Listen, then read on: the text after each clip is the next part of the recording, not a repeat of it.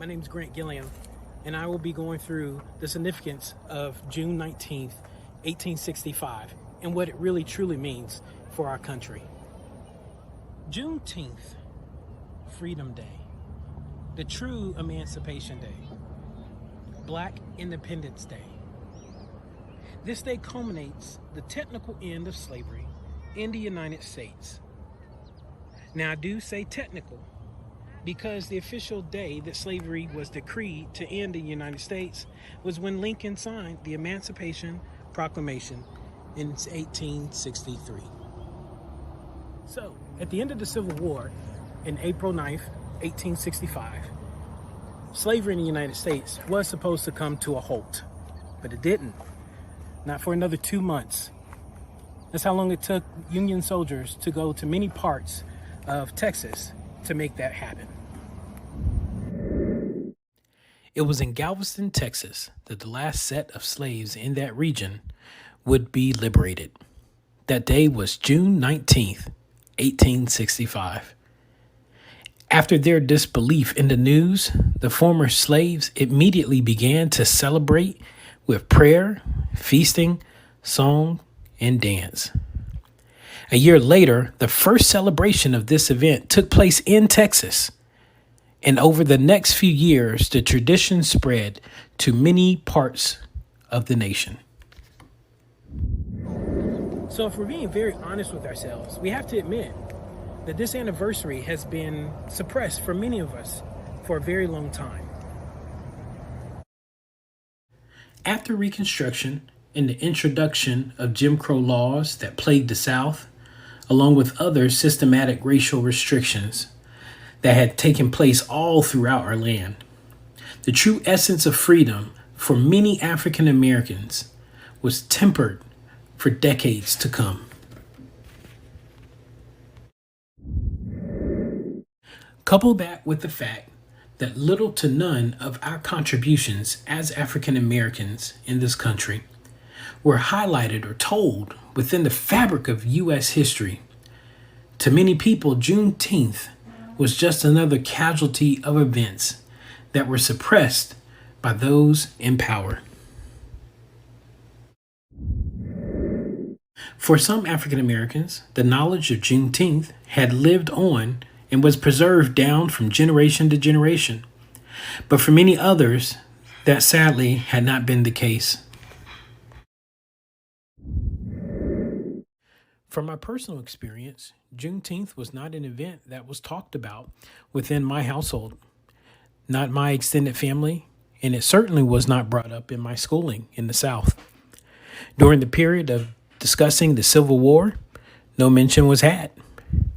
During the months of Black History Month, where our history was already watered down and incomplete, there was no mention of June 19th. Dare I say that this event was also excluded when I took an African American's history course in college. Despite the widespread educational depravity of our history still perseveres. The progression of truth continues to grow and spread throughout time and regions from those who possess that knowledge.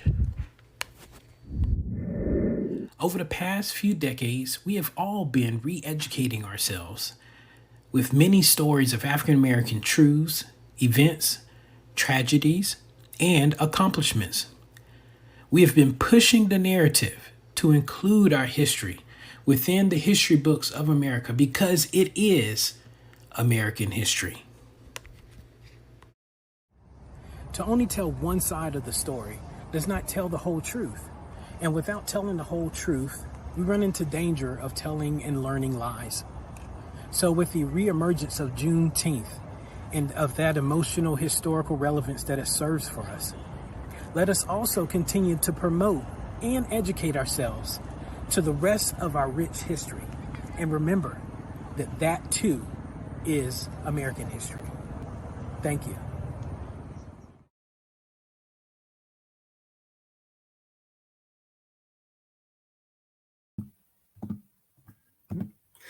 Hello, everyone joining us live on Facebook and on YouTube. On behalf of the Willie and Elizabeth Gordon Family Foundation, welcome to Liberated, Redefining Black Freedom for Families. My name is David L. Gordon Jr., and it is my pleasure to serve as the facilitator for today's conversation. I'm currently a doctoral candidate in social psychology at the University of California, Santa Cruz, studying empowerment for youth of color, particularly those in the child welfare system. When I'm not focusing on that or hanging out with my family, I'm also a program manager for an independent living skills program for current and former foster youth in San Francisco. Like the rest of my family, the conversation that we're having today is very near and dear to my heart.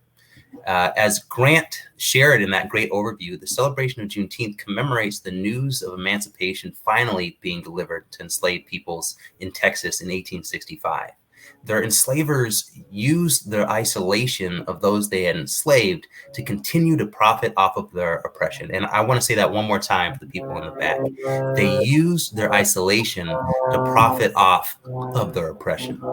We can't afford to remain in isolation, and we can't afford to not talk about our history. We need to have a community conversation about the tools of oppression that continue to work today to disenfranchise Black folks. As the Willie and Elizabeth Gordon Family Foundation, we want to encourage a conversation in families about what it means to be engaged in efforts for liberation. Before we begin, I have a couple of housekeeping notes. For those of you watching live via YouTube or Facebook, we invite you to submit any questions or comments you might have for our panelists into the chat as we go along. Mary, our moderator, will be helping with the chat and monitoring that. So thank you very much, Mary. To get those juices flowing, since our topic today is liberation, let's start with what comes to mind when you hear the word liberation, and what questions do you have for our panelists? Feel free to type those in as we go along. So now I'd like to introduce the foundation and our panel. The Willie and Elizabeth Gordon Family Foundation, or WeGFF, is a family-run 501c3 nonprofit whose aims are to foster education, empowerment, and excellence in our communities. Education, empowerment, and excellence are values that my grandparents, Willie and Elizabeth, passed on to their children, who have passed it on to me and the rest of the grandchildren, and which we can already see blossoming in the next generation. We're very excited to share some of our family values with you and yours.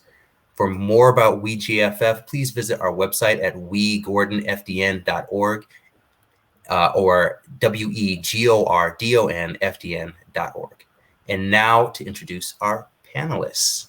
Glodine Champion is a leader, educator, and storyteller. She is an alumna of Mills College, where she received her BA, and the California College of the Arts, where she received her MFA, Bona Voices, and the Hurston Wright Foundation. A former member of the Navy Reserve, she has channeled her natural leadership ability and love for the arts and education into opportunities to invest in other inquisitive minds. In that effort, she has taught around the country and the world, including Northern and Southern California, Chicago, and Ghana.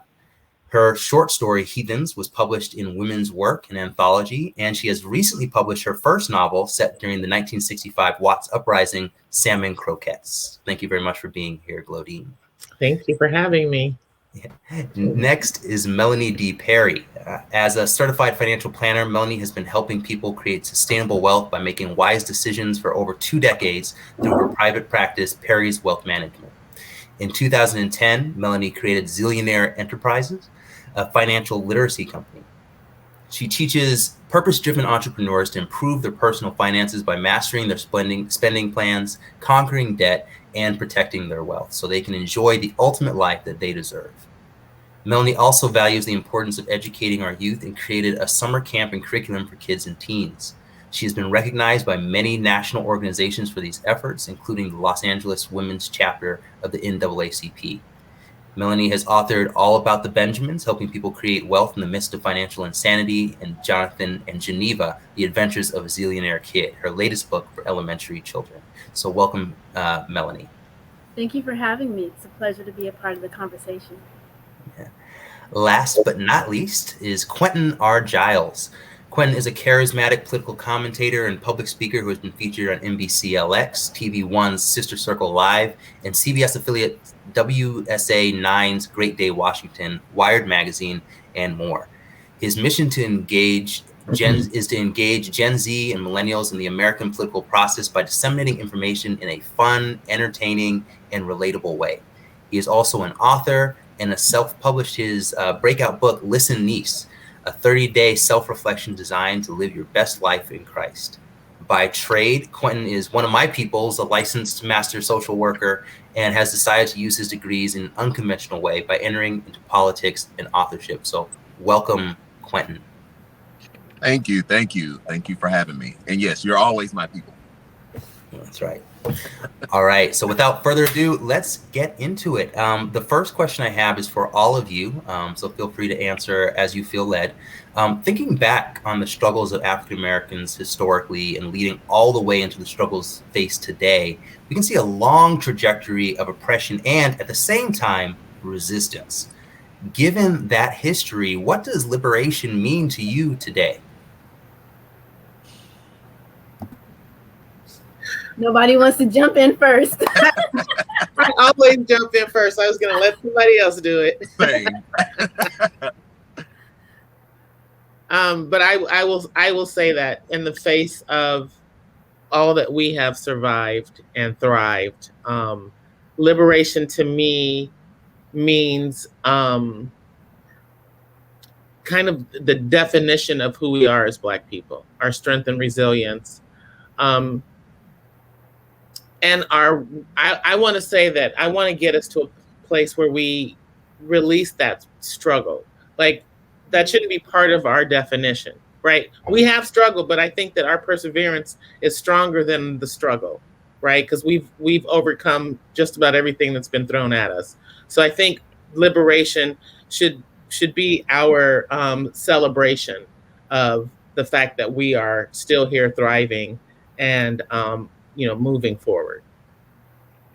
Yeah, I can agree with that. I'd have to say, on the front, you might think economic liberation would be the first thing to come out of my mouth, but I'd have to say that understanding our inner strength, understanding the wealth that begins within, is the first stage of that liberation, and being able to recognize that, and understanding that, knowing that we are all born with some level of wealth, some level of skill, knowledge, expertise, and being able to have the confidence, have the tenacity, have the drive, despite the hurdles that we've had to overcome, to persevere, to be able to heal from the mental, emotional, financial, and spiritual challenges that we have faced over the years is a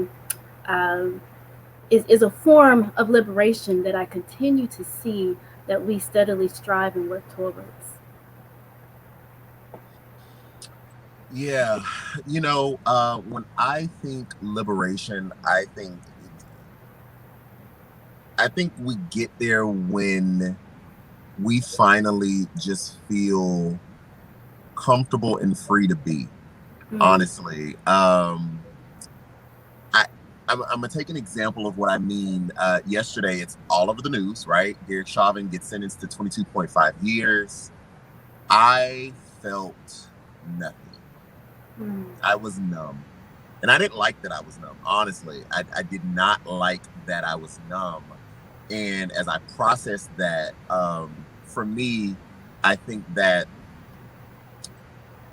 doesn't do enough to solve the overall problem. And so I don't know that I can ever really feel liberated until I can just be in multiple spaces, in education, in employment, specifically in society, against those that are here to protect and serve me. But yeah, when liberation means just being able to be, just to be. And I'm so thankful that you all opened up this panel with the segment on Juneteenth. I'm from Texas. I'm in Texas right now. So Juneteenth has always been a thing down here. We were always going to the barbecue. And so it's great that the nation, it's a sugar high type of great. Like, yeah, it's great that the nation is finally acknowledging that. But that does not change the state of play. And so, yeah, we'll take the sugar high. Thanks for acknowledging it. But now we want laws on the books as well, so that I can just, myself and everybody else can just be. Right. Amen. Right. And I think one thing I kind of heard from everybody is that the harm has been multifaceted and intentional. And so the healing also has to be multifaceted and intentional, right? It's a process and that people have to be engaged in. And the other thing that I heard is it doesn't define who we are, right? It's a place that we're going to, that we're aiming to get at. It's not who we are as a people. And so, yeah, I love that. And you actually set that up real well, Quentin, for where we want to go next. The federal government has historically been a consistent contributor to the challenges that facing Black folks in America, from the active encroachment upon the dignity of Black folks to the failure to institute protections of the rights and freedoms of Black people. And even recently, we've seen active efforts to restrict voting access in multiple state legislatures. Is the federal recognition of Juneteenth, is that a sign of process? Is that something that progress? Sorry, is that something that we should be encouraged by? Nope. I'd have to say yes, because every little bit helps. Now, is it transformative? Is it groundbreaking? No.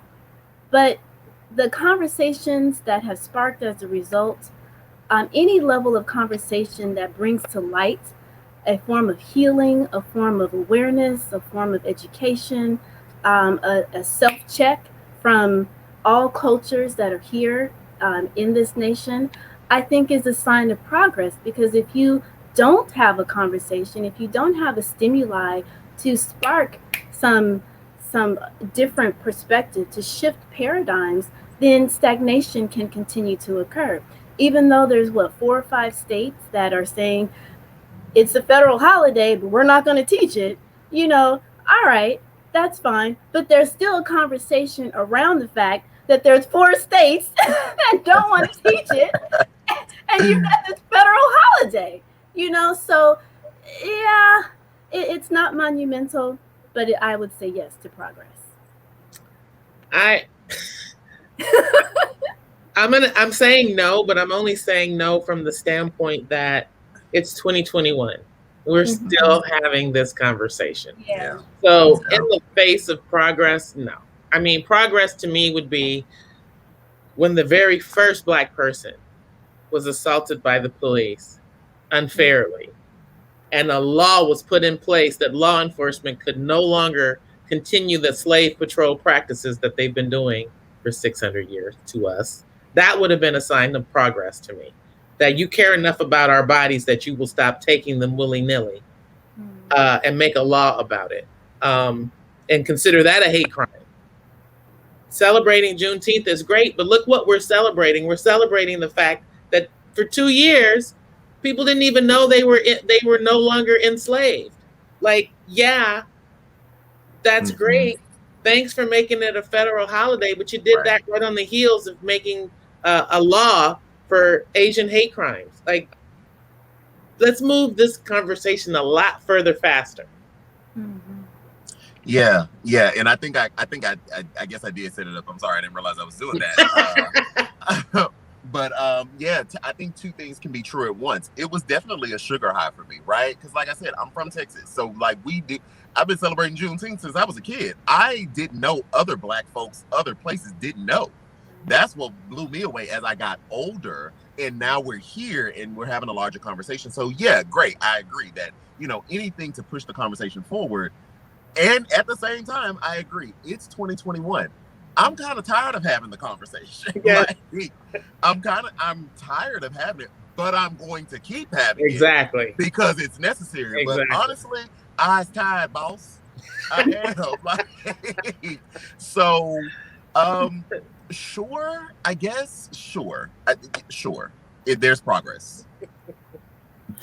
And it's almost kind of what I'm hearing. I know there's the famous quote about from Malcolm X, and I cannot remember the measurements for the life of me, but he talks about a knife being, I want to say, 8 inches in someone's back and then pulling it out 2 and then calling that progress, right? This isn't even really pulling it out. It's just actually acknowledging that, hey, yeah, at some point there might have been a knife in your back, right? Yeah, and so So how do we continue? Like, okay, so thank you for recognizing that something happened and for acknowledging some of our experiences and something that we feel is culturally important, but now it needs to go further. Like you've gotta continue to push forward. Right. And if I can add, like, I look at it because I love politics, so I'm in it. Look at how fast that passed. That was lightning. Like they drafted that thing up and it was signed like that. Exactly. Which then lets me know what I've always known, but lets us all know is you can really move as fast as you want to move. Because you signed that like that. Exactly. And now we have a holiday.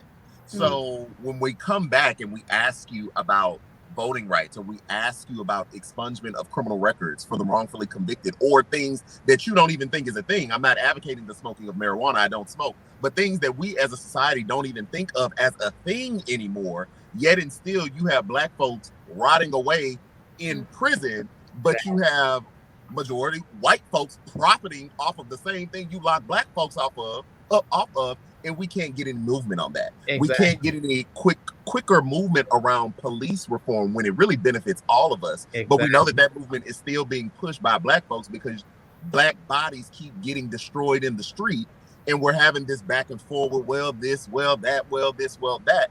You're not.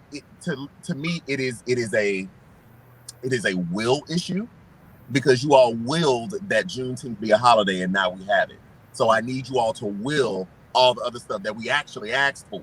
Exactly. So we can have real progress. Exactly. Thank you, Quentin. You so welcome. This is what I do.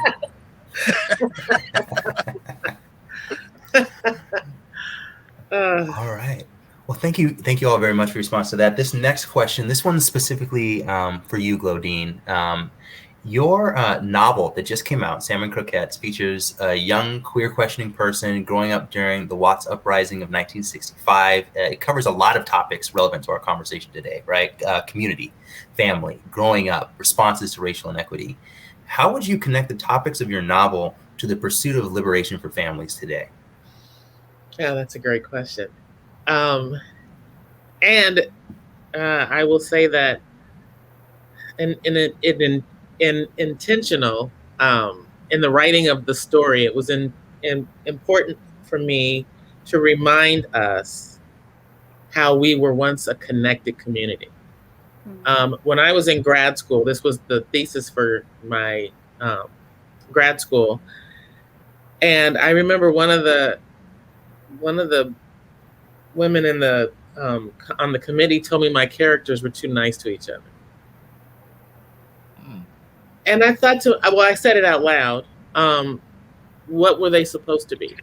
We've always been nice to each other. It's just what you see in the media makes it seem as if we don't have a close-knit community. But I lived in Watts in the 1980s, and we lived with a woman who was older, and she talked a lot about how close-knit the community was and how people came together during the Watts Uprising. So it was really important for me to make sure that my story didn't have any of the stereotypical nuances that most of our stories have, right? She's growing up in a 2-parent household, Liberation, right? Her father actually could live anywhere he wants because he has a lot of money, but you wouldn't know that because he is by intention living in the community that he grew up in. Again, close-knit community, because that's how we used to be. Remember, I mean, I don't know, you guys are as old as I am, but I remember when the people on your street could chastise you just as much as your parents, and you didn't call adults liars, and you were respectful. So I wanted to reintroduce how we were raised. And even in the face of my character questioning her sexuality, she's not faced with blatant homophobia, mostly because she's 12, right? And people are assuming that she's just going to outgrow it. But I wanted her to be struggling with her sexuality in a safe space, meaning that she's not been traumatized, because then that takes away the believability that she could actually have come out of the womb that way, right? Because there's that question around homosexuality being a choice. So all the topics in my book are intended to free us in some way, either intellectually, financially, I'm saying that, but it's true because we just see ourselves living in poverty in books. Not all the time, but I just feel like I'm so tired of that struggle story, because our story is so much bigger than that. And then even the education, I'm having the Watts uprisings unfold from a 12-year-old's perspective. So everything that's in the book that happens around the Watts riots are what actually happened, but you're seeing it through the eyes of a 12-year-old, which I'm hoping will make people less likely to think that Black people just, the reason it was important to use Watts was because the Watts riots were the most misrepresented uprising in our history. The media made it seem as if Black people just went crazy because it was the hottest day of summer and this Black guy got pulled over and now we want to burn up our community, when in reality it was restrictive covenants that were on the down low, so people didn't even know. All of us were forced into this one community because white people didn't want us anywhere else, which is another reason why the father refuses to go live in those communities. I don't want to go on too long about that, but all of it is intended to make the reader go, wow, I didn't know that. Or wow, I never thought about it that way. Or wow, I can accept that. Yeah, and I really love that because, specifically focusing on the Watts uprising, because there's so many other uprisings that, we think about what happened this past June and the way that it got framed in media and was framed by people in power as only focusing on, well, they shouldn't be doing that. Why are they doing that? Without really focusing on the inequities behind the response that people are having. Right? Like they are responding to something that's already out there that the attention needs to be brought to. Exactly. I can't remember, again, I'm really bad with my quotes and I always butcher them, but Martin Luther King talking about riots being the language of the unheard. Yeah. And again, I also agree. I don't know if I would use the word riot, but it was an uprising. People are responding to something that's very real. Exactly. And I also like that you mentioned the economic piece, because that then leads into our next question. This one is for Melanie. This year marks 100 years since the Greenwood district, one of the many Black Wall Streets, was razed to the ground in the Tulsa race massacres. And history is filled, right, with these stories of Black wealth being considered a threat, to be violently suppressed or subject to racist policy limitations through segregation, redlining, underbanking, and other inequitable policies and practices. According to a 2016 study by the Institute of Policy Studies, if the average Black family wealth continues to grow at the same pace it has over the past 3 decades, it would take Black families 228 years to amass the same amount of wealth white families have today. So what would you like women and children especially to know about the opportunities and obstacles facing their ability to build wealth today? And what individual actions can they take and what policies can they advocate for that would reduce that time frame? It's an excellent question. And that's the essence of what I talk about, what I teach about. And I think the first key point is to recognize that wealth starts from within. Our DNA is designed to be, our DNA is structured around wealth. We all have a purpose. We all have added value to bring. We all have a unique skill set. We all have something to contribute. And when we are very clear about the wealth that begins, then we can, I believe we are all spiritual beings having a human experience. And as grounded spiritual individuals begin to understand that wealth from within, in the human context, in the human world, we're able to translate that in a monetary sense, monetize our inner wealth in a way where it is equal to our Creator. It is equal to the abundance that is present in this world and this planet and this universe. And considering that we are endlessly creative beings, and that our talents, our wealth, our skills is endless, then we are able to, and when we get the understanding and the skill set of how to effectively monetize that, whether that's through a career path or that's through entrepreneurship and business development, then we have to then get past the point of the idea of, well, I just, don't want to be wealthy. I just want to have an extra $1,000 a month to pay off this debt. Or, I just want to be comfortable. And comfortable doesn't mean a 7-figure, income. Comfortable is just, being able to pay the bills or, something like that. But when we get to a point, and we are definitely growing, the conversation that we are having now, the conversations that I'm in right now, many women, many people of color are beginning to understand, no, I want my annual income to be my monthly income.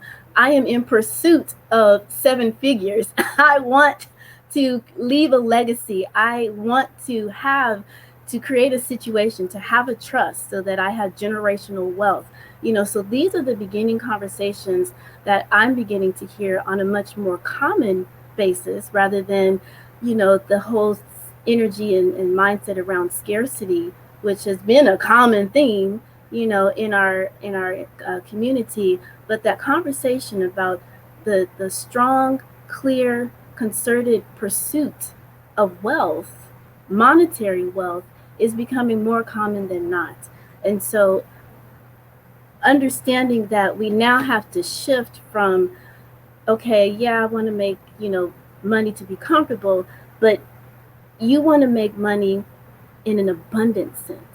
You want to have multiple streams of income.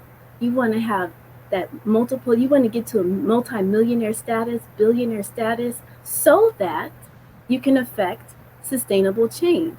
So that in this human construct, you can use that money as a tool and be able to shift some of the challenges that we face, whatever the cause is, whether it's transitional age youth, having them emancipating out of the system, and you want to smooth out that process, whether it's not, whether it's lupus, you want to create, healing around that, whatever, the situation is. And in the context of politics, I'm going to leave that conversation to the expert here, because, this might be a skewed perspective, but how we are structured right now, business people run politics. You buy the politician and you get your initiatives ran. Now, when spiritually grounded individuals buy the politician to get their cause, their ways in which to heal the community, their ability to reform the police system, and we are able to create a stronger influence and have a stronger voice, the way we're currently structured right now, it's in the hands of business people. So my perspective is, let's monetize that inner wealth. Let's buy that politician. Let's get our voice heard. And let's initiate change. So really this idea of like, okay, what tools are at our disposal that we can then move into transformative change? And there's something else that you said that really stood out to me, the idea around mindset. I know Eve Tuck talks about moving from a damage-based perspective to a desire-based perspective, right? And a lot of times if we're thinking about that, hey, like I'm just going to try and make the bills. Sometimes that is where we have to start from, right? That's where just realistically, but we're not necessarily trying to make ourselves whole on someone else's standard, right? We can just overall as whole, like holistically speaking, as full human beings, we have desires, goals, and dreams, and that is what we should be focused on, not the bare minimum that someone else said, right? So I really like that idea. So this next one's for you, Quentin. So the idea, I know Melanie shouted you out with the politics. We're gonna talk a little bit about politics. There have been countless sound bites coming from conservative leaders and groups lately about critical race theory. Specifically, conservatives seem adamant that critical race theory is detrimental to social relations, that it will lead to more racial tension, and has no place in our schools. Can you tell us a little bit about how you see the role of critical race theory in conversations around liberation for families, and how you might respond to some of the critiques that have been put forward of late? I have zero response for the critiques, to be quite honest, because critical race theory, as we're talking about it now, has been turned into a culture war. The critical race theory was developed and is taught in legal circles, specifically law schools. So unless said critic is in law school seeking a legal degree, I kind of don't have a lot of space. I'm tired, like I said earlier. I kind of don't have a lot of space to debate something with them that's actually not even being taught in schools. And what essentially critical race theory is really looking at the perspective of how our society is influenced and impacted by the dominant race, that being the white race right now. So again, this was taught in law schools. Now, if we're talking about I guess some actual civil rights lessons that are in schools, or even the glossed over Black history that we do, or the culturally competent conversations that we're trying to introduce to our kids, I'm all on the side of that. Black, white, red, blue, because cross-culturally, I think that we all should understand each other. That's not just I want white people to understand me as a Black person. You know, there may be some things that I don't understand about my Native brothers and sisters, and I need to understand those things to be able to engage with them in that way.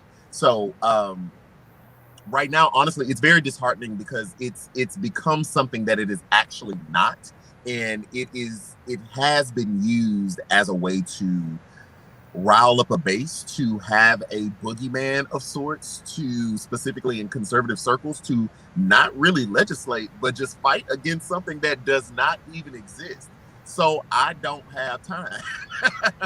I don't have space. I have space to have real conversations about real stuff that's happening on the ground. But I think also, this will be my last thing, as far as liberation for families,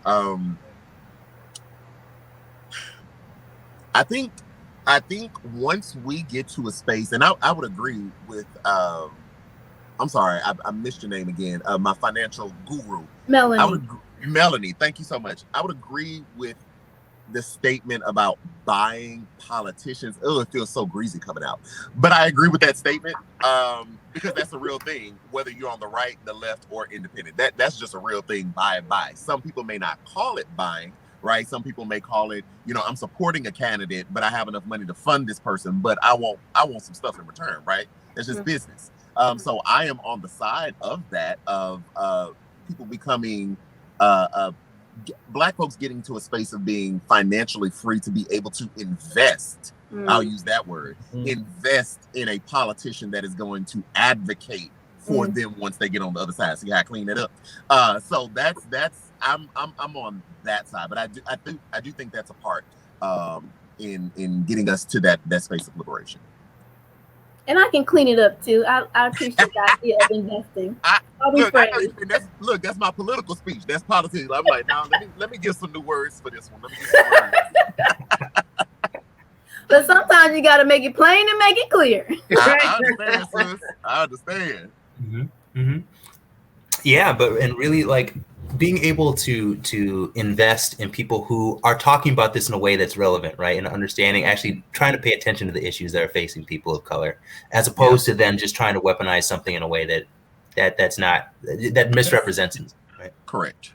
Absolutely. Yeah. Which we've seen time and time again, specifically from the conservative space, which is very disheartening because if you look at the last 10 years, I can't really say outside of like tax cuts, there's been really any real advocation or real policy put on the books right now.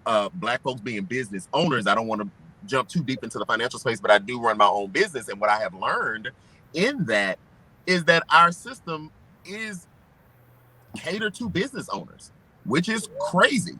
So maybe in the space of liberation around Black folks, we need to get us an LLC. Now, that don't mean just do fraudulent stuff with your LLC, but get you an LLC. Think about what just happened, and sorry, this will be the last thing. Think about what just happened with coronavirus. It's actually kind of crazy, right? The government gave out essentially grants. We know them as PPP loans.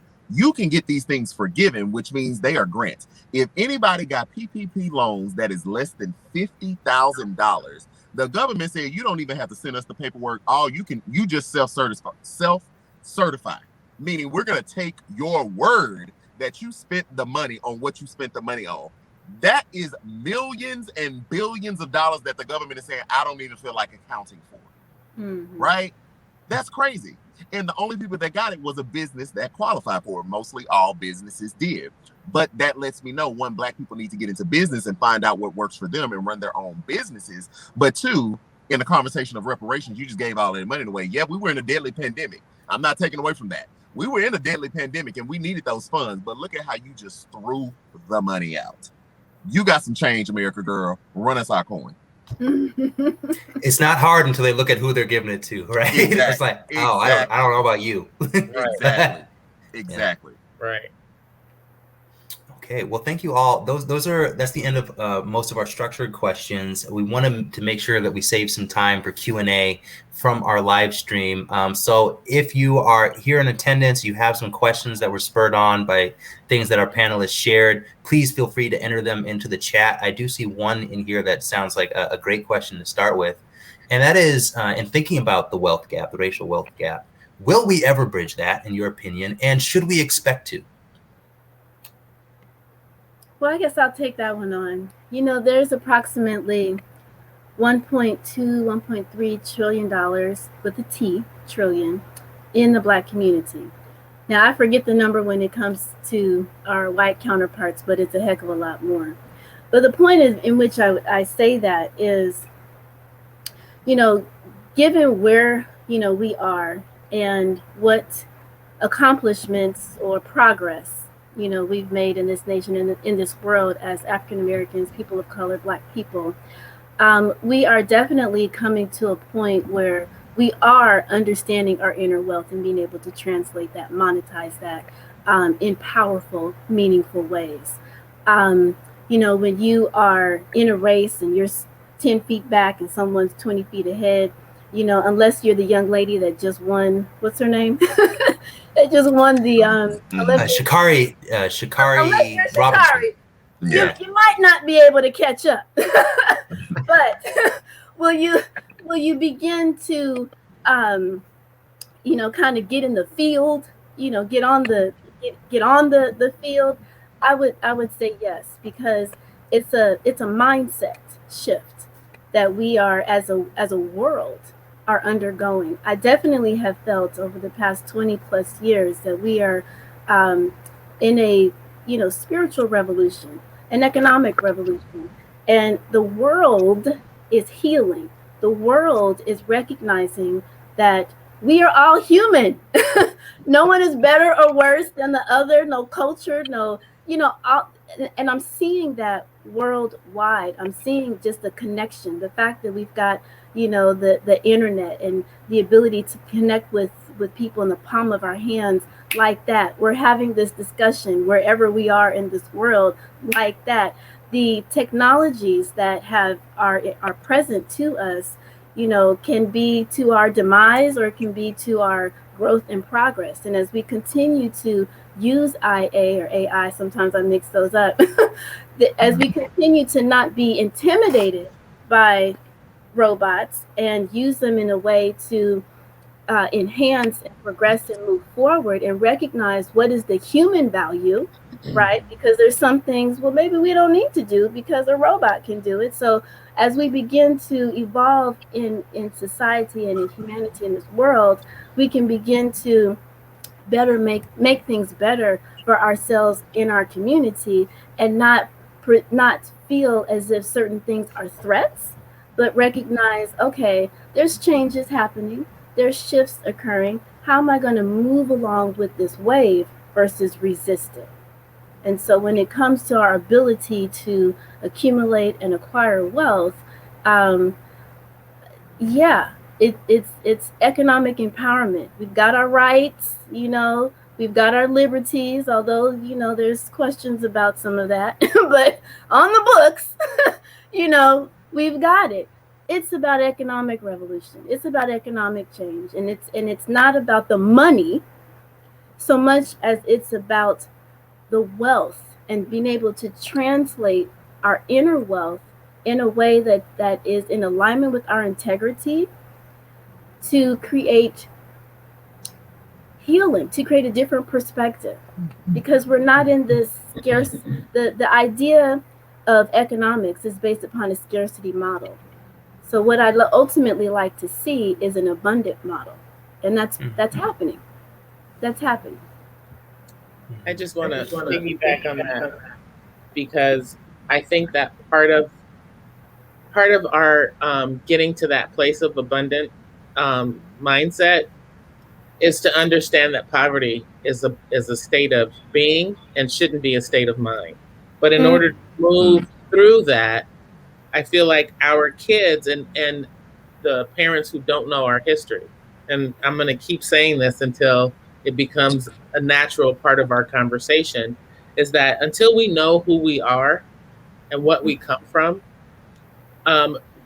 we won't have that abundance. We won't be able to see ourselves as being able to amass abundance because we don't value who we are. We don't have that value because we don't understand who we are, right? So I feel like it is achievable, but sometimes we're focused on the wrong thing, right? And I think that it should start within and understanding who we are, so that A, we stop killing each other, and B, we become more unified, and C, we believe that we can have whatever we visualize or believe that we can have. But the system has been designed to make us feel the opposite. So it's liberating ourselves from those shackles, right? So that we can spiritually move into our greatness. All right, thank you. And before we move on to the next question, I just want to make sure that I say the young woman's correct name is Sha'Carri Richardson. Sha'Carri Richardson. I was going to say she's accomplished too much for me to be misnaming her here. But thank you all. So this next one that's coming from our stream. This is for you, Quentin. Can you speak to what Black people need to do to help voter suppression from keeping us from investing in politicians? So, like, what can we do to resist this voter suppression that's happening now that we're seeing playing out in legislation? And if anyone else has thoughts to this too. Yeah. So I'm gonna take it in two different pieces. To stop voter suppression, we have to get active and get engaged. And I always encourage everybody to consider running for office. I'm not running.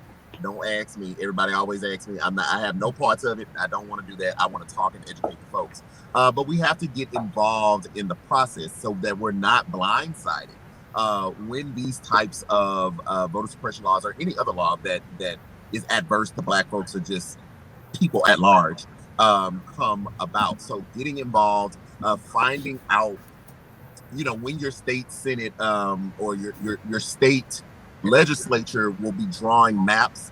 And when I say that is really like drawing congressional districts, because what we saw, especially during the Obama era ages, was a lot of gerrymandering. Basically what gerrymandering is like drawing a congressional district that just doesn't make sense, right? Lumping a bunch of, maybe sad to say, but maybe a poorer Black neighborhood and drawing a line all the way up across town to the white affluent neighborhood that has way more residents over there. So that's now a district.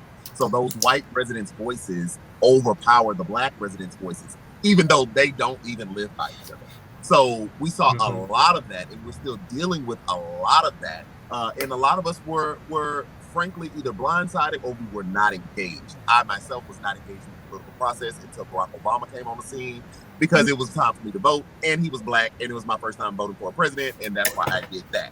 Since then, I have educated myself, more, and it's much more than that now, but it's about being involved, being engaged, being informed.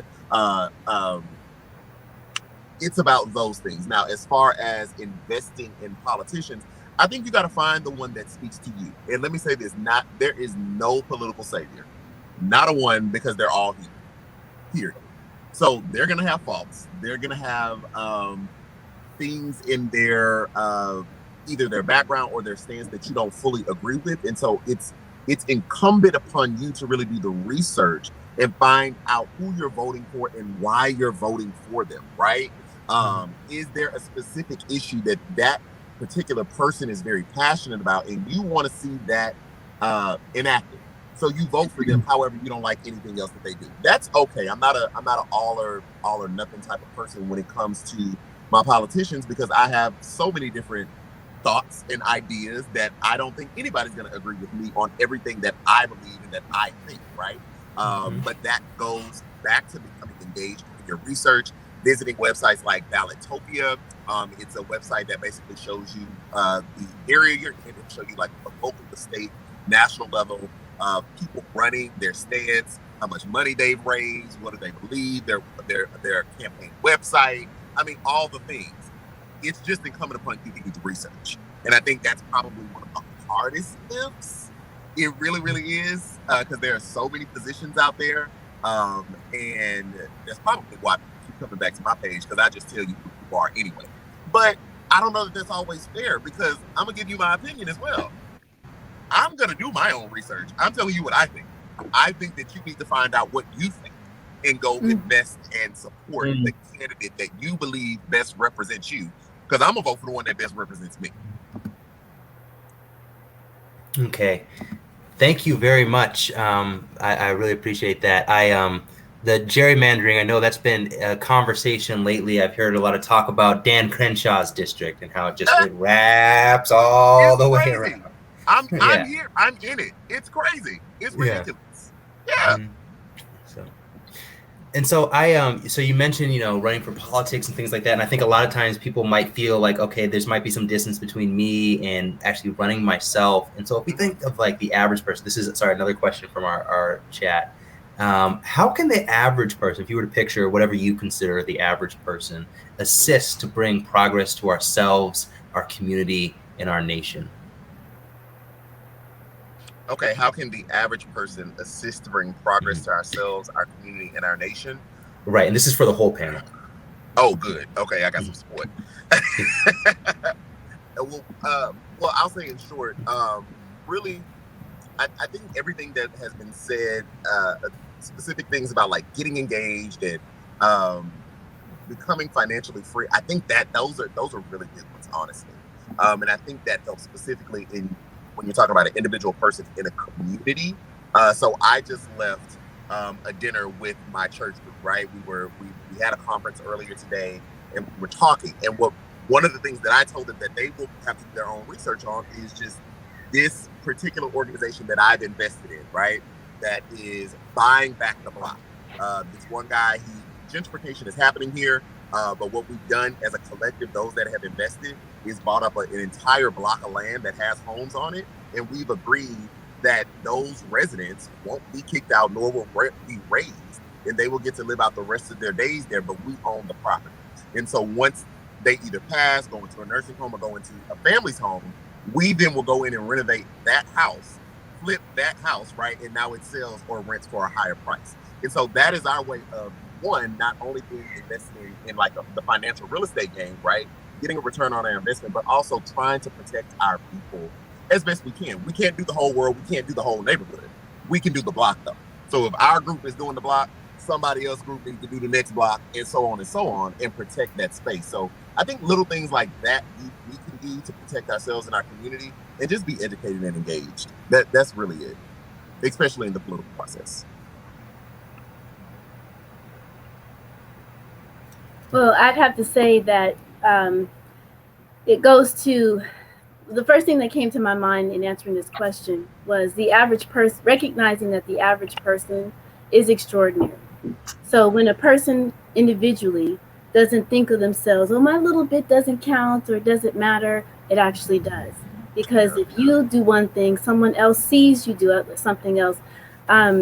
His name is escaping. Robert Smith was recognized for paying off Morehouse's a student loan.